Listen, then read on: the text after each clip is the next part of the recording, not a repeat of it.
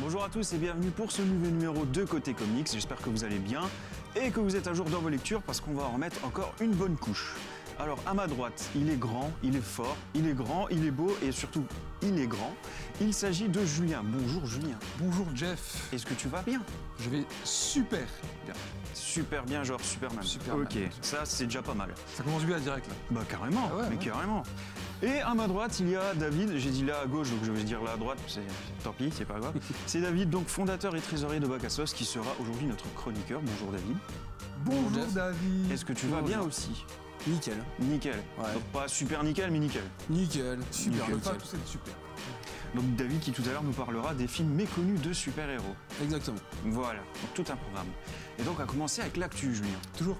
Toujours. Ouais, toujours. Avec plein Et on d'actu. commence par le cinéma et la grosse news depuis la dernière émission, c'est-à-dire l'arrivée de Spider-Man chez Marvel. Et oui, voilà, donc pour rappel, Sony avait les droits de Spider-Man, donc les droits cinématographiques de Spider-Man.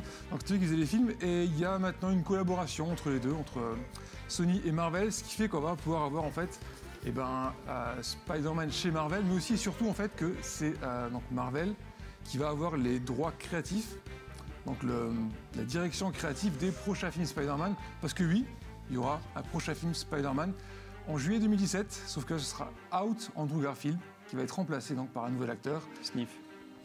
Sniff, voilà. Sniff. On sait pas, voilà, il y a des rumeurs comme quoi il serait afro-américain, bon voilà, on sait pas trop ce qui va se passer. Voilà, donc en tout cas c'est plutôt une bonne nouvelle. Du coup on devrait avoir Spider-Man qui va débarquer. On sait pas quand exactement, on pense à Civil War sûrement. On verra à quel moment il débarque dans l'univers de Marvel. On note aussi que Sinister Six, donc le spin-off de Spider-Man, est toujours d'actualité. Il a peur poussé, mais il est toujours d'actualité, il va bien exister. Et voilà pour Spider-Man, et on en parle juste après dans un débat enflammé.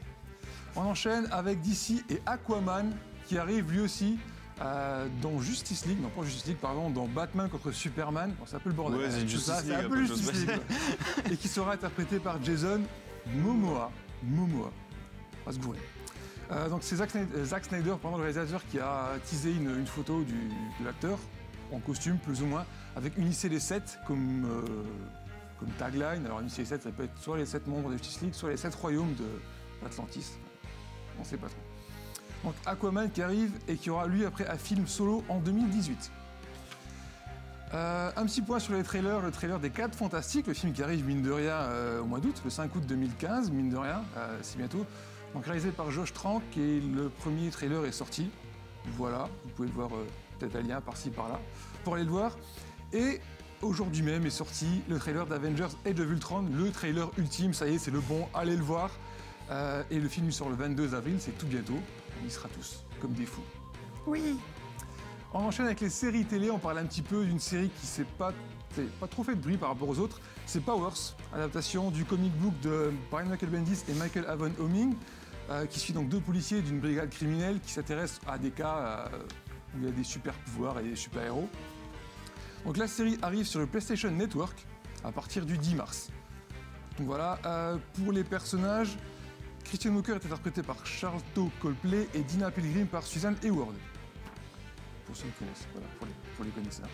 Et je finis les séries télé en disant que Agents of S.H.I.E.L.D., donc la seule série Marvel actuelle, avant que Daredevil arrive, etc., sera diffusée en France sur W9 à partir du 18 mars. Bonne nouvelle. Bonne nouvelle, très bonne nouvelle. On passe aux comics, accrochez votre ceinture, c'est la fin des New 52, annoncé par DC Comics. Oh. Donc je vous rappelle que DC bouge ses bureaux de la côte est à la côte ouest au mois d'avril et mai. C'est là qu'on aura l'event Convergence et après ça, fin des New 52. 25 des séries actuelles vont rester en place. Par contre, il y aura 24 nouvelles séries, ce qui amène à 49 séries plus 52. Donc voilà, c'est la fin des New 52. Alors au niveau des changements, c'est là qu'il faut accrocher votre ceinture. Geoff Johns quitte le titre Superman qu'il avait relancé avec John Romita Jr. Au scénario, on va retrouver Jin Luen Yang, alors que John Romita Jr. reste lui au dessin. Brian Hitch, l'excellent dessinateur d'Ultimate, notamment, va reprendre à lui seul la série Justice League of America. Ça va faire mal sur les délais, à mon avis. Garth Ennis revient chez DC Comics avec John McCree pour une mini-série Section 8. Et enfin, Constantine devient Constantine the Hellblazer et sera écrit par Ming Doyle, qui est dessinatrice normalement, et dessiné par Riley Rossmo.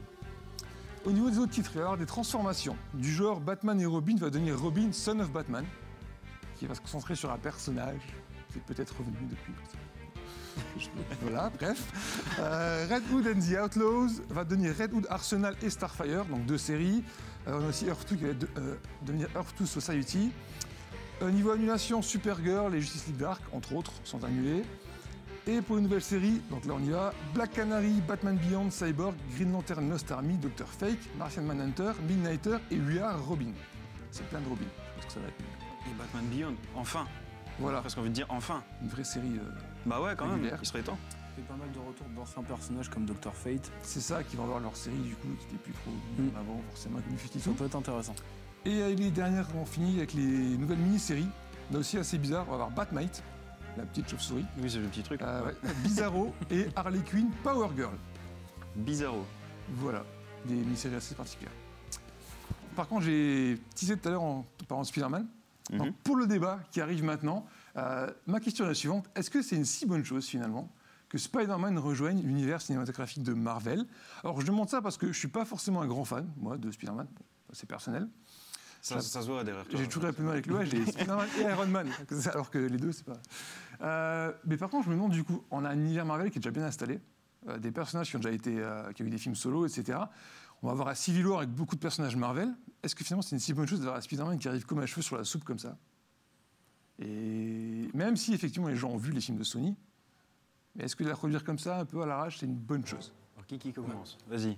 Eh ben David, faisons-le parler un peu. Bah alors, c'est vraiment un problème qui se pose là, parce que vu qu'on a 2 trilogies, on va dire une trilogie, la trilogie de Sam Raimi, qui posait déjà certaines bases, et la trilogie avec plutôt les 2 films avec Andrew Garfield qui sont sortis, et qui ont posé un nouvel univers derrière, qui avait déjà rien de cohérent entre les deux, on passe sur un Spider-Man qui fait partie de l'univers Marvel, mais qui arrive, comme tu disais, comme un peu un cheveu sur la soupe. Parce qu'il a une importance essentielle dans Civil War. Dans le comics, Dans le comics, parce qu'il est quasiment l'élément déclencheur de la guerre. De l'affrontement.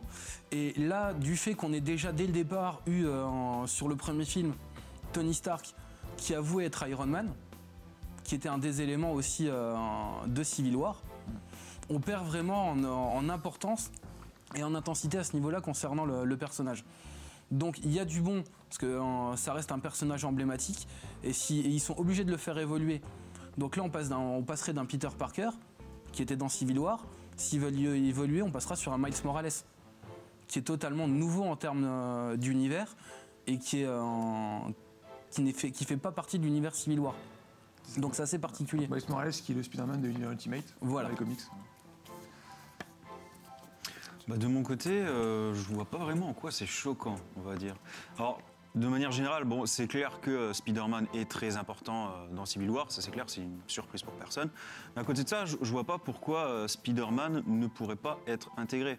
Alors le personnage va arriver comme un cheveu sur la soupe, et alors, enfin c'est loin d'être le premier, quoi, je veux dire... Il y a plein de personnages qui ont été établis comme ça au fur et à mesure en ayant des films solo. Et à côté de ça, il y a plein de personnages qui ont été, on va dire, intégrés un peu en dessous de la manche, à l'arrache, quoi. Petit personnage. Je veux dire... Pas un petit personnage. Bah, par exemple, Œil de Faucon, avant qu'il apparaisse dans Avengers, c'était quoi? C'était 5 minutes dans Thor. Allez, 10 minutes. Ouais.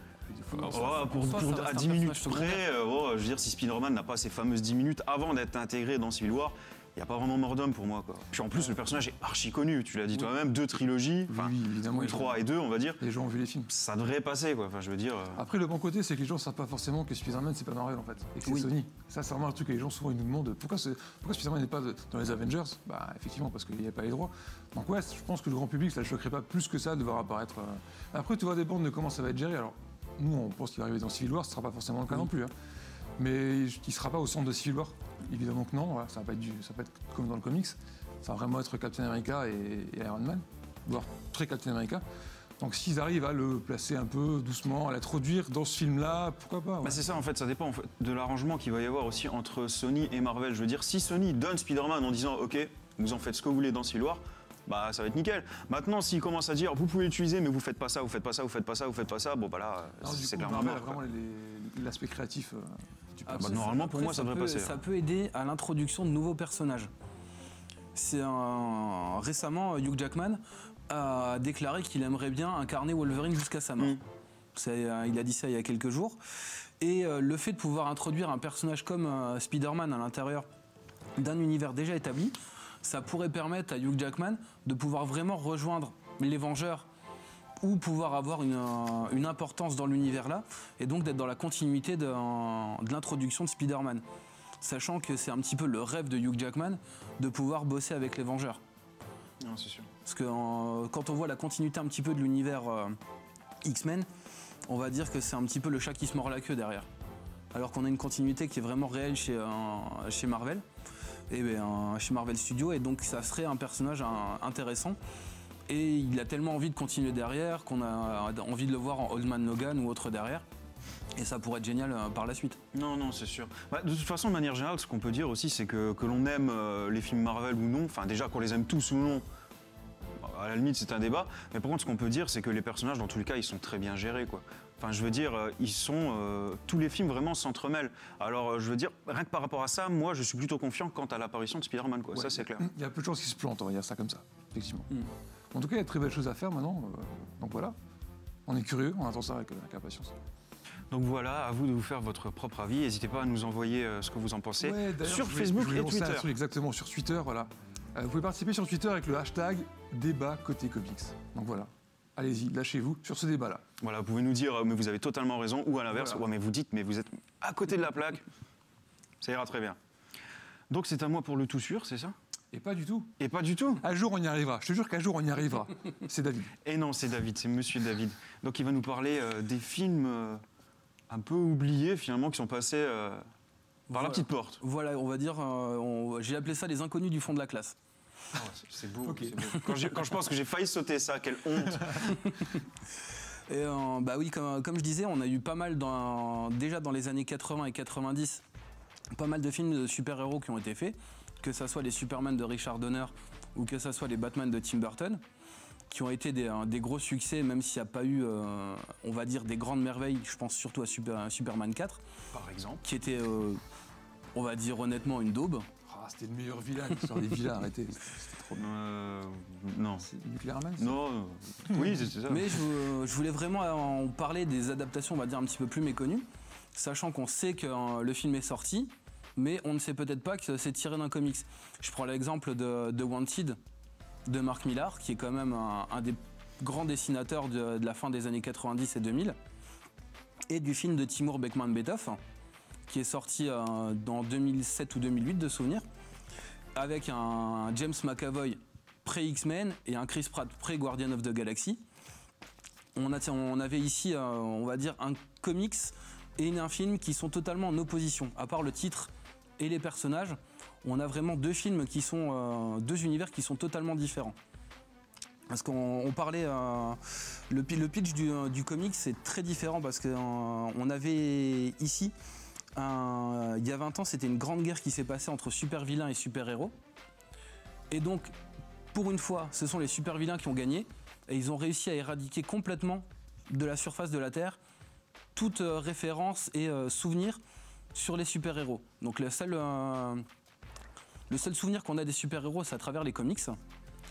Et on assiste là à l'histoire d'un gamin qui doit devenir le successeur de son père, qui était The Killer, le meilleur assassin de tous les temps, et qui devait devenir prendre la succession au sein de la guilde des super-vilains. Et on a à l'intérieur des personnages ou en couleur, comme Gros Con, Tas de Merde ou Johnny DeBeat. On peut pas l'inventer, et c'est vraiment comme ça que Mark Millar a voulu créer son univers. Mais après, on a d'autres univers beaucoup plus adultes. Je pense à History of Violence de David Cronenberg, qui est à la base tiré d'un comics et qui est vraiment un comics basé sur le réel pour une fois. Parce que c'est vraiment l'histoire d'un homme qui a voulu refaire sa vie, mais qui se retrouve rattrapé par son passé. Et on a vraiment un film très noir qui est vraiment aidé par le trait du dessin, qui est très haché et en noir et blanc. Donc on a un univers qui est très froid et très déprimant et qui suit bien la trame de l'histoire. Après, il y en a d'autres qui ont eu moins de chance. Il y a The Boys, le comics de Garth Ennis, qui est vraiment sur la bande d'arrêt d'urgence depuis plusieurs années. Simon Pegg, qui avait inspiré le design du personnage principal Yugi, toujours motivé pour incarner le personnage de Yugi. Et The Boys, c'est vraiment un film qui a du mal à se faire, parce qu'il va totalement à l'opposition du monde du comics actuel. Parce que The Boys, c'est une uchronie où la société est gérée par des super-héros façon Ligue des Justiciers, mais qui est sponsorisée par une multinationale. Voilà, et on est un peu plus corsé aussi, on va dire. Voilà. Et comme tu dis, qui ont des penchants, on va dire, assez louches. Ouais, c'est ça, c'est-à-dire que t'as le bon côté des super-héros, du genre on sauve tout le monde, mais t'as aussi, on a des pouvoirs, alors ça va être la teuf toute la journée. C'est Garfield en même temps. Hein. Voilà, c'est ça. Et donc, les Boys, qui sont mandatés par la CIA pour gérer un petit peu le côté, les penchants un petit peu déviants des super-héros. Un petit peu. Et je vais terminer par une œuvre qui me tient à cœur, qui est Scott Pilgrim, un comics de Brian Lee O'Malley, qui a été adapté dans un film que pour moi je trouve magistral, sachant que c'est Edgar Wright qui a réalisé le film, qu'on connaît pour la trilogie du Cornetto, donc Shaun of the Dead, Hot Fuzz et Le Dernier Pub avant la fin du monde. Et donc le film se fixe sur le premier volume du comics, donc Scott Pilgrim vs. The World, où il essaye de pouvoir sortir avec la fille de ses rêves, Ramona Flowers. Et donc on est vraiment sur ce film dans le summum de la pop culture et de l'utilisation des références de la pop culture. Entre le générique qui commence directement en son 8 bits, les différentes incrustations vidéo qu'il y a à l'intérieur, le P-Meter ou autres références. C'est-à-dire que le comics à la base est en jeu vidéo, enfin, c'est une sorte de jeu vidéo. Voilà. Le comics est déjà vie, très inspiré du jeu vidéo, sur le système d'évolution des personnages qui acquièrent des capacités. Et des combats, etc. Et des combats. Et donc on a vraiment cet univers qui est bien repris à l'intérieur. Et on a vraiment une utilisation aussi de pas mal de références, que ce soit avec les musiques de jeux vidéo et autres. Et c'est vraiment, étonnamment, un des rares films où tu as un gros rassemblement d'acteurs qui ont joué dans des films de super-héros. Ce qu'on arrive à trouver dans ce film-là, 3 acteurs qui ont joué dans un film de super-héros. On a Chris Evans, donc connu comme Captain America, Brandon Routh, qui joue maintenant dans Arrow et dans Flash, mais qui a incarné Superman dans Superman Returns. Évidemment. Et aussi Dylan Dog, qui est aussi un comics italien, un fumetti italien. Et on a Thomas Jane qui a incarné donc le Punisher. Le Punisher, oui. Et donc ils ont tous incarné un jour ou l'autre un personnage de comics et on retrouve dans un film qui est adapté d'un comics. Donc c'est vraiment un cycle qui se continue. Donc moi j'espère que j'ai réussi à vous motiver à lire des trucs que vous aviez peut-être pas envie. Bah, surtout les gens. Hein. Nous évidemment donc, on a tout lu depuis très longtemps. On connaissait par cœur. Tout lu. T'as Scott Pilgrim sur le bout des doigts. J'avais pas le choix avec Julien, de toute façon. Non mais ouais, mais c'était cool. J'ai appris 2-3 trucs quand même, c'est bien. J'enchaîne, on passe aux sorties comics de début mars. 2 titres de All New Marvel Now. Voilà, il y a Marvel Now, il y a All New Marvel Now. Donc 2 titres qui sortent en 100% Marvel. Le premier c'est Elektra, donc, écrit par Adam Blackman et dessiné par Mike Del Mundo. Alors, un titre vraiment très très sympa, un scénario solide, des vilains vraiment originaux. C'est vraiment une très bonne histoire, mais alors surtout ça vaut le coup pour les dessins. Donc vous le voyez là, cette double page par exemple, c'est juste magnifique. Donc rien que pour les dessins, achetez-le. Voilà. C'est rare que je dise ça, mais là pour le coup c'est vraiment... Donc on prend le bouquin, on regarde, on range. Non, c'est aussi très bon. C'est aussi très bon. Voilà. Donc je conseille fortement. L'autre série c'est Surfeur d'argent par Dan Slott, scénariste actuel de Spider-Man depuis des années maintenant, et Michael Red, connu pour Mad Men notamment. Très bon dessinateur. Donc là, c'est une très belle série, c'est une sorte de Doctor Who en fait. Un Silver Surfer à la sauce Doctor Who, qui a beaucoup plu, qui a été publié précédemment dans Marvel Universe hors série 15, et qui est donc là relié en librairie. Là aussi, c'est une belle série à découvrir.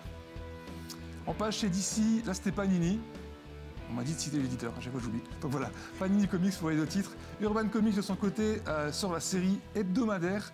Ça se rappelle hebdomadaire en France, elle est aux États-Unis, hebdomadaire évidemment, Batman Eternal. Donc là en fait c'est donc une série qui sortait chaque semaine et qui va un peu avoir une intrigue sur le long terme, avec toute la galerie de personnages de Gotham City, beaucoup d'ennemis de Gotham City, de Batman, et c'est vraiment une très bonne série. Voilà. On pourrait croire que comme elle est hebdomadaire, elle a un peu moins d'importance, etc. Ce qui n'est pas le cas du tout. C'est bien construit, on ne se lasse pas, le rythme est bon, Et donc je conseille fortement, les scénarios sont dirigés par Scott Snyder.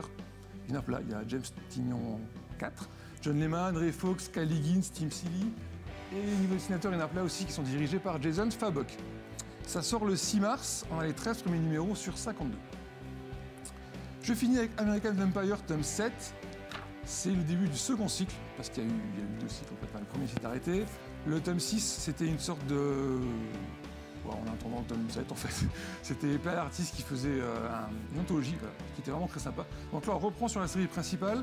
Donc je rappelle que ça suit les vampires américains, une nouvelle race de vampires, et que c'est surtout un comics qui s'intéresse aux différentes périodes des États-Unis, de l'histoire des États-Unis. C'est un des meilleurs travaux de Scott Snyder pour moi, clairement, voire le meilleur. Toujours très bien dessiné par Raphaël Albuquerque, et là c'est du coup les années 60, en pleine guerre nucléaire. C'est toujours très bonne qualité, donc allez-y, achetez ce 7e tome. Ou le premier si vous n'avez pas acheté le 7e, du coup il faut tout refaire, mais allez-y. Et bah écoute Jeff, je crois qu'il reste plus que toi. Boum, allez, cette fois on s'est pas trompé. Donc moi j'ai fait un petit sujet un peu différent des autres fois, faut le dire.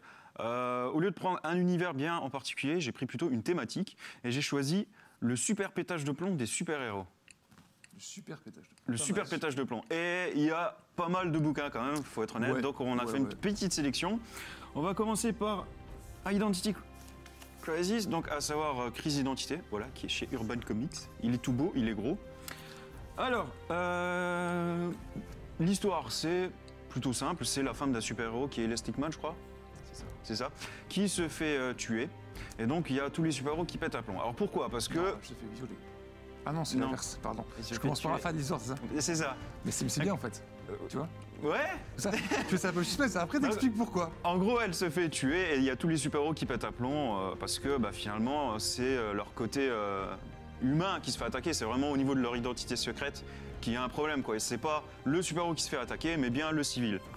Et par rapport à tout ça, on apprend qu'il y a eu pas mal de choses, justement, comme le dit Julien, au niveau de la Justice League, et qu'il y a une histoire sombre qui va être révélée, notamment Batman, à qui on a effacé totalement la mémoire, parce qu'il avait pété un plomb lorsqu'il a vu que la Justice League a fait quelque chose qui n'était pas bien. Lorsque Batman va s'en rendre compte, il va repéter un câble. C'est tout un bordel, c'est très bien ficelé, c'est une très bonne lecture, peut-être même une des meilleures histoires concernant la Justice League. C'est vraiment un incontournable. Donc dispo chez Urban Comics, n'hésitez pas. Toujours chez Urban Comics, qui est sorti il n'y a pas si longtemps que ça, c'est la Tour de Babel. Alors très rapidement, en gros, c'est Batman qui met en place une série de plans pour arrêter chaque membre de la Justice League au cas où il tenterait de passer du mauvais côté, on va dire ça. Seulement, il y a Ra's al Ghul qui s'empare du plan et qui du coup défonce chaque membre de la Justice League un par un, quoi. Alors lorsque la Justice League apprend que la cause de tout ça, finalement, c'est Batman et ses idées un peu tordues, ils n'étaient pas super contents forcément, et c'est tout un bordel pour ensuite reprendre le dessus, quoi. Vous avez ensuite Emerald Twilight. Alors là, c'est déjà un peu plus délicat à trouver, notamment en France, parce que Urban Comics ne s'en est pas occupé, et Panini Comics, ça commence à remonter. Panini Comics n'ont pas sorti non plus, il me semble. Ils n'en avaient pas sorti, même pas dans les kiosques. Je ne sais même pas si c'est vraiment sorti en France. Donc c'est pour les lecteurs de VO pur et dur. Alors comment ça se passe? En fait, Emerald Twilight, c'est à peu de choses près tout de suite après la mort de Superman. C'est-à-dire que il y a Coast City, la ville de Hal Jordan, qui est rasée par Mongul. Du coup, Hal Jordan, il va pas être content, il va avoir le fameux pétage de plomb, mais un bon gros pétage de plomb. Et en gros, il va massacrer tous les Green Lanterns qu'il va trouver, il va essayer d'aller voir les gardiens de la galaxie. Et c'est suite à ça qu'il perd son fameux statut finalement de super-héros. Alors techniquement, il devait tomber vraiment en disgrâce par rapport à ça. C'est juste que finalement DC a dit que bon, ça serait bien qu'il soit de nouveau sur le devant de la scène. On appelle Geoff Jones, qui crée son Green Lantern Renaissance, et qui crée du coup toute l'histoire avec Parallax en disant que ouais, mais finalement c'était Hal Jordan, mais pas tout à fait lui.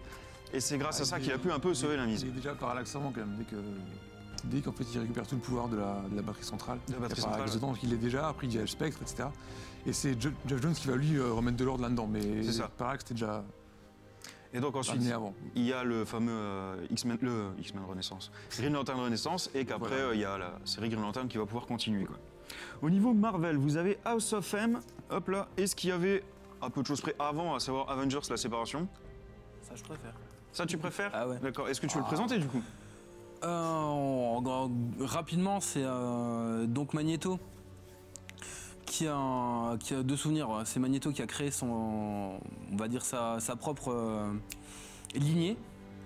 Et donc sa fille, la sorcière rouge, donc Wanda Maximoff. C'est ça, ne va pas être très contente. Ne va pas être très contente.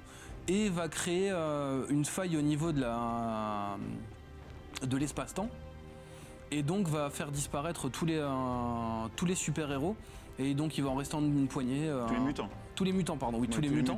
Ouais. Et il va en rester une poignée à l'intérieur qui vont essayer de survivre. C'est ça. Contre la lignée des Maximoff, la House of M. C'est ça, oui, il reste à tout casser 200 mutants, je crois. Quelque chose comme ça. Je crois que c'était 160. Donc, on mélange un petit peu quand même, là, je trouve. Non, là, c'est bien House of M. Scarlet Witch crée une réalité alternative. Oui. Effectivement. Et c'est là où elle donne, où la House of M, donc c'est Magneto, effectivement, qui domine, etc. Les super-héros ne savent plus qu'ils sont super-héros. Et il n'y a que Wolverine qui s'en rappelle, etc. Il y aura un nouveau combat à la fin. Et c'est là que Scarlet Witch va dire, il en a marre de tout ça, plus de mutants. C'est là qu'effectivement, il n'y aura plus que 200 mutants ensuite. Et tout ça, ensuite, ça va s'enchaîner avec Civil War, donc on a déjà parlé. Là aussi, il y a pas mal de petits pétages de plomb au niveau des super-héros. Notamment Iron Man qui va bien galérer quand même, mais rien que par rapport au retour de Thor. Il y a pas mal de choses très sympathiques à lire. Alors, au niveau indépendant, vous avez aussi The Cape, chez Milady Graphics, qui est très très bon. Vous avez Irrécupérable pour Delcourt et Absolution chez Glénat. Alors tout ça, c'est à nouveau des super-héros qui vont péter un plomb. The Cape le montre de manière très sympathique aussi, avec des scènes assez choquantes. C'est à lire, c'est quand même très très bon à ce niveau-là, il n'y a pas de problème. Et le tout dernier en date qui est sorti, à ma connaissance, il s'agit d'Injustice. Hop là, donc là j'ai le tome 1, mais le tome 2 est sorti il n'y a pas si longtemps que ça. Et en gros, dans cette version alternative de l'univers de DC, il y a le Joker qui fait un peu plus de mal que d'habitude, ouais ça arrive, et donc il tue Lois Lane. Superman n'a pas le self-control de Batman, il tue le Joker et c'est le début de l'anarchie. Mais en gros, il y a tous les super-héros qui disent « maintenant vous êtes des gentils » ou « ça va chier ». En gros, voilà. Voilà, si vous avez d'autres lectures, n'hésitez pas à le signaler sur Facebook. Ça, c'était pour ma petite sélection à moi. Voilà. Allons-y. Alors, nous vous avons demandé dernièrement si Rick était un personnage encore indispensable dans The Walking Dead. Alors, vous avez été très nombreux à nous répondre, forcément. Dès qu'on met Walking Dead, ça marche plutôt bien quand même. Hein. C'est à noter. Donc, il faut expliquer quand même que tu fais là un petit rappel de Rick. Oui, alors la question déjà avait tout son intérêt, mais c'est surtout par rapport au tome 22 qui présente quand même un petit changement d'ordre physique et psychologique pour le personnage de Rick. C'est vrai qu'il y a une ellipse temporelle entre le 21 et le 22. Le 22 montre une méga claque par rapport à Rick. Et c'est vrai qu'on se dit, oh là, est-ce qu'il sert encore à quelque chose? Donc on vous a posé cette question. Et j'ai fait mon petit top 5 de vos réponses. Alors, on va commencer avec Sonia qui dit « Je n'ai qu'une hâte, c'est qu'il dégage ». Au moins, c'est clair, concis, c'est beau. Clair. Pauvre Rick. Ensuite, il y a Jordan qui nous dit « Non, pas choqué, car il est un personnage qui peut prendre la place de son père ». C'est un peu les deux avis en même temps. En même temps, pour avoir 5 avis clairement différents, c'est un peu plus délicat. Ensuite, il y a Julien qui me dit « Indispensable ». Rick est indispensable. The Walking Dead, ce n'est pas une histoire du monde envahi par les zombies, mais l'histoire de Rick qui se réveille dans un monde envahi de zombies. Il est l'histoire principale. C'est Julien qui dit ça? C'est Julien. Ça, alors là, Julien, comme ça. Non mais totalement, c'est bon, on arrête. Il y a une petite connexion, c'est ça? Ensuite, il y a William qui nous dit « Je pense que Rick a fait son temps. Le monde de Walking Dead est tellement riche qu'il peut continuer sans Rick. Mais étant donné que Kirkman a commencé la série par son réveil, il se terminera avec Rick, je suppose. » C'était une des grandes théories, effectivement. Et enfin, on a Greg, qui est, selon moi, donc la top réponse, qui nous dit « Rick n'est plus celui qu'il était physiquement. » Et c'est... la honte, j'arrive pas à me relire. Alors, Rick n'est plus celui qu'il était physiquement. On lui a dit juste avant l'émission. C'est vrai, en plus. Comme un cochon, tu vas pas te relire. Ne vous inquiétez pas, ça va aller. Il est difficile de rester attaché à un personnage sur le déclin. Il a pour moi perdu de sa superbe et a de plus en plus de mal à être un symbole. On ne peut être que d'accord.